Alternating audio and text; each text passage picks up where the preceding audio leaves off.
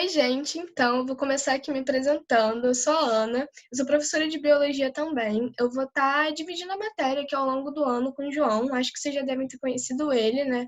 Porque ele ficou responsável pela primeira aula, que foi a de origem da vida.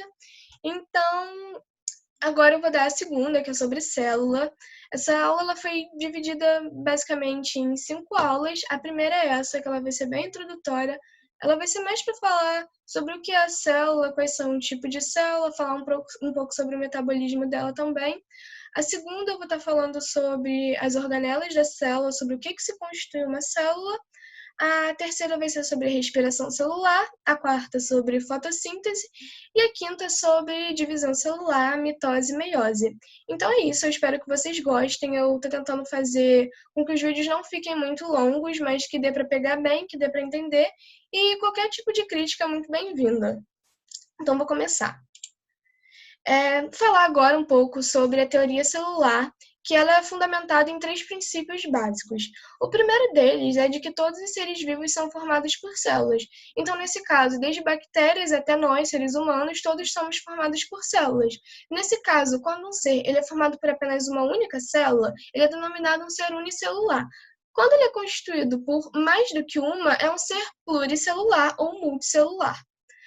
O segundo princípio é de que a célula é a menor unidade de vida. Então, se você pegar um ser multicelular, pluricelular, no caso nós seres humanos, embora nós sejamos um único ser, quando nós meio que nos subdividimos, cada célula que compõe a gente, ela também é considerada um único ser vivo.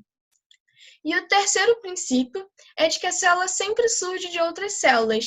E nesse processo é bem caracterizado pela divisão celular, pode ser através de mitose ou de meiose também, que vai ser o tema da nossa última aula, que vocês vão ver mais a fundo. Agora eu vou falar um pouco sobre metabolismo celular também. Existem 2 formas que tornam possível esse tipo de crescimento e o metabolismo celular. O primeiro deles é o catabolismo, que ele se caracteriza por você pegar uma molécula grande e complexa e você criar uma molécula simples a partir dela. Você meio que reduz essa molécula e nesse processo você tem uma geração de energia, uma produção de energia. E ela é caracterizada também por ser uma fase destrutiva do metabolismo. Eu vou exemplificar agora como ocorre isso e acho que vai ficar mais claro de vocês entenderem. Por exemplo, a gente pega uma pessoa que realiza muita atividade aeróbica, como, por exemplo, corrida, caminhada, dança, esse tipo de atividade.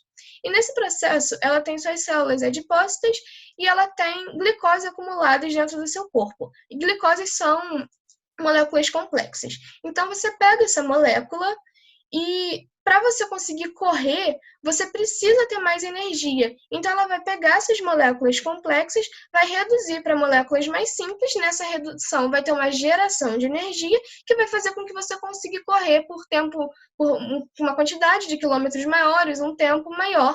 E ele é considerado destrutivo porque durante esse processo, você vai tendo uma perda de massa. Então, uma pessoa que realiza muito tipo de atividades aeróbicas, ela consequentemente vai tendo uma diminuição da massa, se ela realizar só atividades aeróbicas.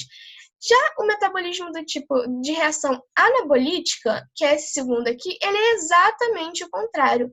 Você, com a junção de energia e de moléculas simples, você gera uma molécula complexa. E ele é caracterizado por ser um metabolismo, a fase construtiva do metabolismo. Então, no caso, se você tem uma pessoa que se alimenta bem, que tem um ganho bom de energia, de alimento, de nutrição, ela é bem nutrida, e você bota ela para fazer atividade mais voltada para musculação. Essa alimentação dela com esse tipo de energia, você vai gastar isso, só que você vai gerar moléculas mais complexas, no caso, os músculos, que é proteína. E aí você tem o ganho de massa. Então, por isso que pessoas que fazem musculação normalmente têm um aumento, tem uma quantidade maior de músculos. E como ele é construtivo, ele está aumentando. Agora, voltando um pouco mais para os tipos celulares, eles são divididos basicamente em procariontes e em eucariontes. Os procariontes são esses que eu vou falar agora, eles são caracterizados principalmente pela ausência de um núcleo delimitado. Como a gente pode ver aqui na imagem, o núcleo dele não está certinho, está como se estivesse bem, bem solto no meio dessas células, é porque eles não possuem uma membrana que faz com que eles se delimitem. Então, é por isso que eles ficam soltos. O material genético está todo solto aqui dentro. Outra característica desse tipo de célula é que elas não costumam apresentar nenhum tipo de organela membranosa e também não apresentam citoesqueleto. E elas apresentam apenas ribossomo no seu citoplasma, que citoplasma, no caso, é isso tudo aqui que está preenchendo a célula, esse amarelo, sabe? Esse amarelo mais clarinho, isso seria o citoplasma. E apenas ele só apresenta ribossomos dentro dessas células. São características, principalmente esse tipo celular, bactérias e algumas algas também. E agora a gente tem as eucariontes, que são células que possuem uma complexidade um pouco maior. Então, se a gente olhar aqui no desenho, vocês podem ver que ela apresenta um núcleo mais delimitado, porque o núcleo é esse roxinho aqui. Então, para que isso seja possível, elas têm que ter a presença de uma carioteca, que é uma membrana que faz esse núcleo ficar mais compactado, mais juntinho, e assim ele fica delimitado. Além disso, elas também apresentam outros tipos de organela, como os retículos, lisossomo, complexo de Golgi, mitocôndria, citoplasma, peroxissomo, ribossomo, citoplasma, no caso, as duas apresentam, desculpa, e o citoesqueleto eles também apresentam, que não é comum nas células procariontes. Fora isso, elas são divididas entre células animais e vegetais, que também possuem algumas pequenas diferenças entre elas, que eu vou falar agora. A principal é que nas células vegetais, a gente pode observar que, além da membrana, que já é presente na animal, elas também possuem essa parede celular, que é esse verde aqui, que ela é constituída de celulose.